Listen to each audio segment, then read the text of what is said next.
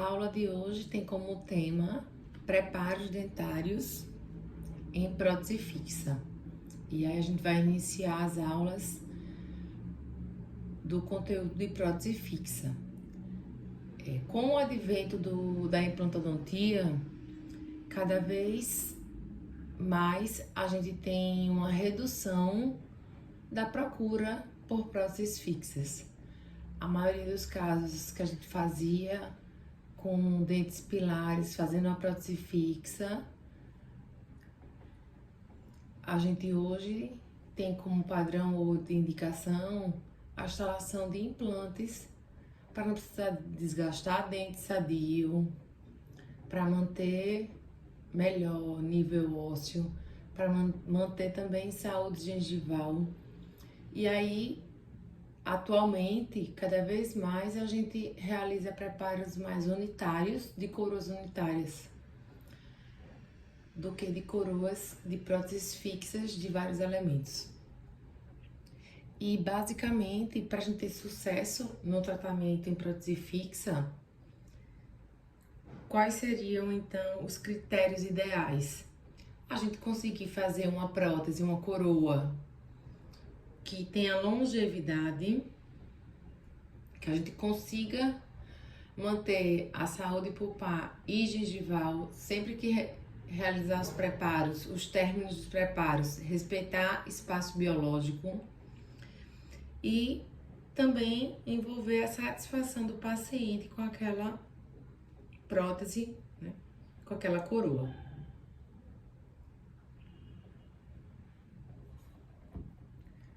Quais são os princípios? Um dos princípios são os princípios mecânicos.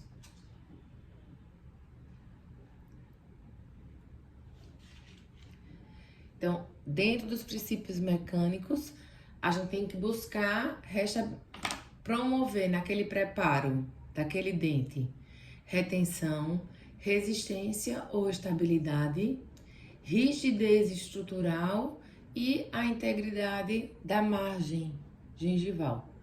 O que seria a retenção? Então, o preparo ele deve apresentar características que impeçam o deslocamento axial da restauração quando submetida às forças de tração.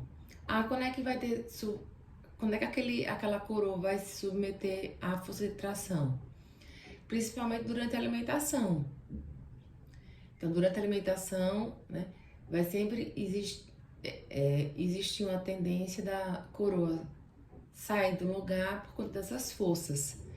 E aí é por isso que quanto mais paralelas forem as paredes axiais do dente preparado, maior será a retenção friccional da restauração. Quanto maior também a área preparada, maior será a retenção. Então, eu tenho um preparo de um molar, por exemplo, e eu tenho um preparo de um incisivo lateral. Qual é que tem maior área? O molar. Então, eu tenho mais retenção, quanto maior a área preparada, quanto maior a área de superfície. Em alguns dentes que a gente não consiga ter uma retenção adequada, a gente pode utilizar meios de retenções adicionais. Quais são esses meios de retenções adicionais? A gente pode confeccionar uma canaleta, quando a gente vê que o preparo ficou muito curto, porque não tem espaço interoclusal. E aí a retenção é exatamente a capacidade de adesão também dos cimentos, depende basicamente do contato destes com as micro-retenções. Atualmente também, né, com os sistemas adesivos, a gente consegue uma retenção muito maior por conta dos sistemas adesivos que estão bem evoluídos. E aí, a gente muitas vezes não precisa realizar meios adicionais de retenção por conta da cimentação adesiva. Aqui vocês podem ver a figura de 3 preparos. Então, o preparo que está correto é o que está, né, no meio da figura. Vocês podem ver que ele nem é muito largo, nem muito fino. Então, ele tem as paredes paralelas entre si. Então, esse é o objetivo quando a gente faz o preparo de um dente para receber uma coroa. Idealmente que ele tenha paredes paralelas entre si, nem ser muito fino esse preparo, nem ser muito largo, para que a gente consiga uma boa retenção e consiga encaixar bem essa coroa no preparo. Dentro dos princípios mecânicos, a gente tem a resistência ou estabilidade, que é promovida, né, para que previna o deslocamento da restauração quando submetida às forças oblíquas que podem provocar rotação da restauração. Restauração ou coroa, né, a gente fala. Eu ia falar no começo, terminei não falando. Mas a aula foi preparada basicamente pelo livro do Pegoraro, de prótese fixa. Então é um livro de fácil leitura e aprendizado. A gente tem muitas figuras também nesse livro. É um dos livros que eu indico para quem quiser se aprofundar no conteúdo de prótese fixa. Então a resistência, é exatamente quando o paciente também mastiga, eu tenho que ter uma área de superfície adequada para evitar que essa minha coroa ela se desloque.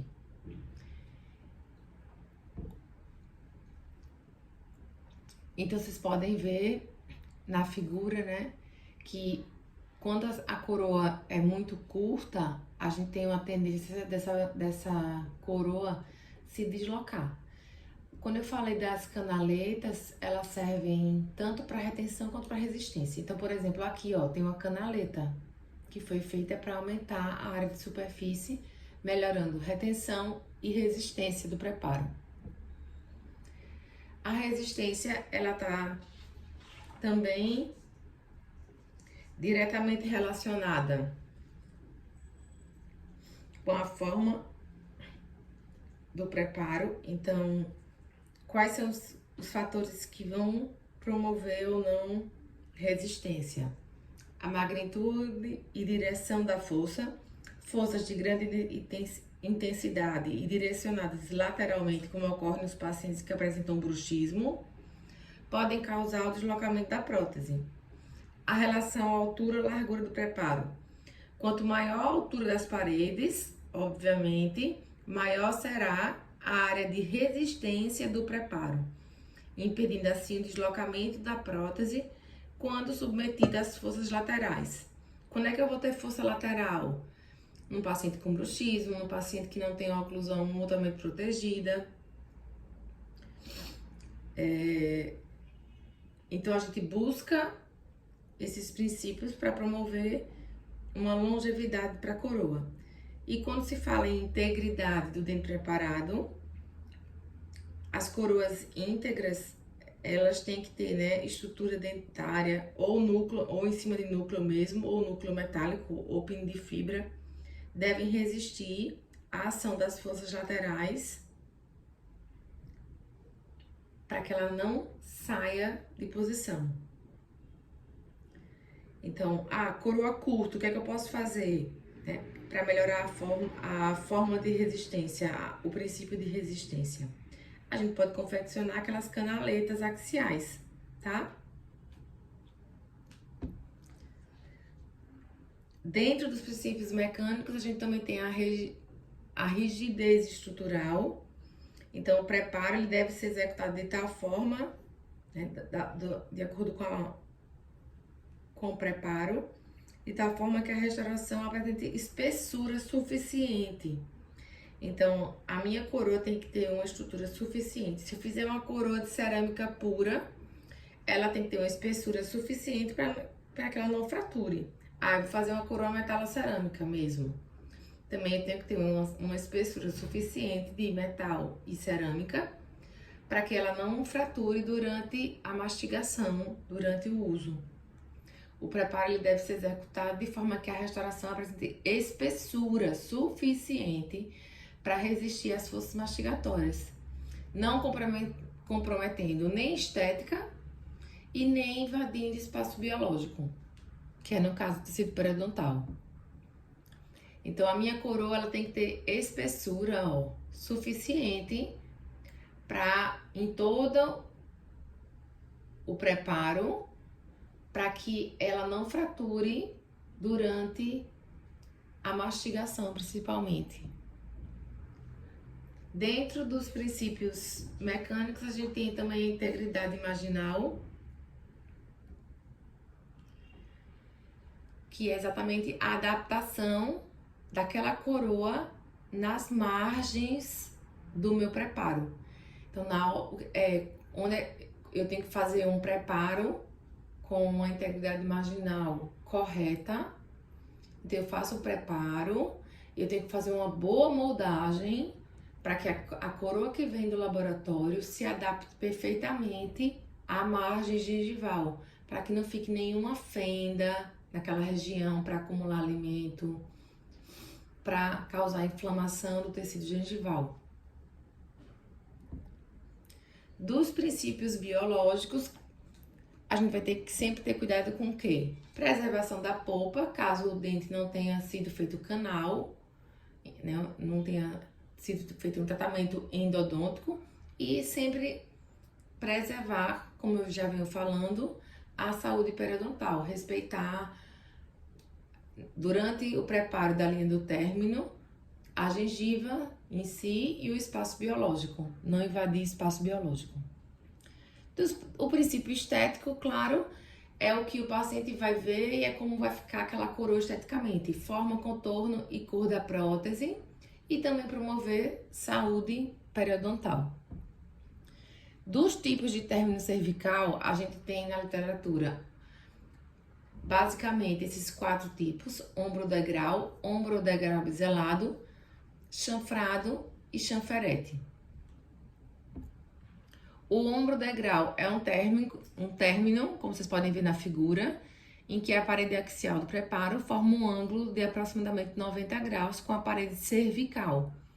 Então, a gente vai usar uma ponta diamantada de término reto e aí vai preparar o término do preparo. Ombro ou degrau. Está indicado para coroas de cerâmica pura. E a espessura entre 1 e 1,2 milímetros, para a gente ter uma espessura uniforme. Com isso, promover integridade marginal, resistência. O ombro ou degrau biselado é o término com formação de ângulo de aproximadamente 90 graus entre a parede axial e a cervical, com biselamento da aresta, como vocês podem ver na figura. Hoje já está mais em desuso porque a tendência, né, é de preparos para confecção cada vez mais de coroas de cerâmica pura. Ombro ou degrau biselado está indicado em coroas metalocerâmicas, tá? Com ligas nobres.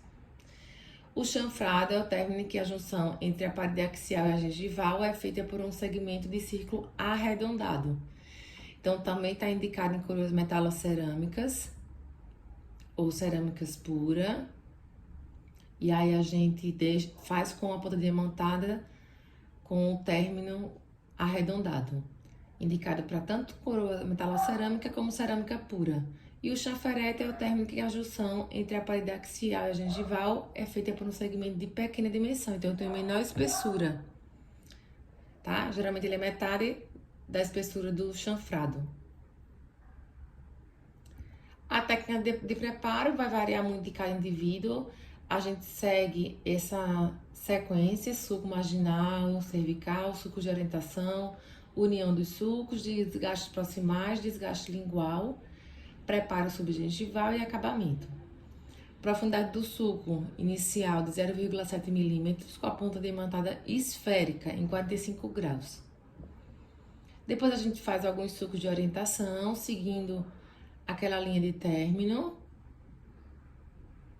já com a ponta diamantada troncocônica de extremidade, né, arredondada. Os sucos de orientação, como eu falei, pode utilizar a ponta diamantada 41-38. a profundidade em torno de 1,2 milímetros nos sulcos vestibulares e nos sulcos língua-cervicais em torno de 0,8. Nos sulcos incisais, uma profundidade em torno de 2 milímetros. E aí vai confeccionando e fazendo os desgastes. Desgaste lingual, a gente pode usar uma ponta diamantada em forma de pera em torno de 0,6 a 0,8. E o subgengival, a profundidade em torno de 0,5 a 1 milímetro. O acabamento com pontas diamantadas de granulação fina. E aí tá o preparo finalizado, pronto para a gente confeccionar um provisório e em seguida moldar e confeccionar. Aí são os diferentes términos cervicais. Dentes posteriores é basicamente a mesma sequência. Profundidade, primeiro eu faço o sulco marginal cervical, ponta diamantada esférica em 45 graus. Depois a gente faz a ponta diamantada troncocônica, com a profundidade em torno de 1,5 mm nos desgastes proximais. Sulco de orientação também na fé vestibular, oclusal e lingual. Posso usar também a ponta diamantada troncocônica de extremidade arredondada, 41,38. Sulcos vestibulares com profundidade em torno de 1,5, sulcos linguais em torno de 0,6 a 0,8 e sulcos oclusais com profundidade em torno de 1,5. Para quê? Para eu ter toda uma espessura de material que vai ser confeccionada a coroa uniforme para que eu não tenha uma fratura. E aí vem os sulcos de orientações, face vestibular, oclusal e lingual. União dos sulcos de orientação. Preparo subgengival se precisar, caso necessário. Senão a gente faz no nível do término gengival, em torno de 0,5 a 1 milímetro, com a ponta diamantada troncocônica também, de extremidade arredondada. E acabamento também com pontas diamantadas de granulação fina. Numa vista oclusal, o término de um preparo posterior, a gente tem que ver toda a linha de término, tá? Nenhuma parede com retenção. E aqui eu deixo para vocês um dos artigos mais recentes, que é um artigo de 2022, que fala exatamente sobre os preparos dentais em prótese fixa. É uma revisão integrativa e o protocolo de preparo. É do grupo da UFPE. Durante, né, a leitura, vocês vão observar, né, que eles indicam o ombro para prótese facial fixa cerâmica e esse mesmo término para metalocerâmica com infraestrutura em liga áurica. Em média, a redução axial, 1,5 milímetros, na redução oclusal em torno de 2 milímetros. E aí, eles terminam a revisão integrativa falando que a literatura revisada ela é escassa quanto ao tema em estudo e não foi identificado até hoje um protocolo para preparos em prótese fixa universalmente aceito.